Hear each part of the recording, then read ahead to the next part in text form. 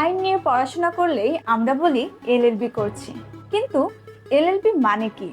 LLB এসেছে Latin শব্দ legume ব্যাকালোরিয়াস শব্দ থেকে, যার ইংরেজি দাঁড়ায় ব্যাচেলর অফ লজ। কিন্তু প্রশ্ন হচ্ছে, এলএলবিতে দুইটি এল কি করে এলো? লেগুম শব্দটি এসেছে ল্যাটিন শব্দ লেক্স এর বহুবচন থেকে। ল্যাটিন ভাষায় একটি নিয়ম আছে, যদি কোনো শব্দ এক বচন হয় তাহলে সেটিকে একটি লেটার বা বর্ণ দিয়ে বোঝাতে হবে, এবং যদি কোনো একটি শব্দ বহুবচন হয় তাহলে সেটিকে দুইটি লেটার দিয়ে বোঝাতে হবে।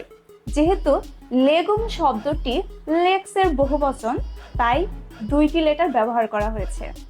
অন্যদিকে ল্যাটিন শব্দ ব্যাকালাউরিয়াত শব্দ থেকে ব্যাচেলর ডিগ্রিটি এসেছে। ঠিক একইভাবে এলএলএম শব্দটি এসেছে ল্যাটিন শব্দ লেগুম ম্যাজিস্টার শব্দ থেকে, যার ইংরেজি দাঁড়ায় মাস্টার অফ লজ।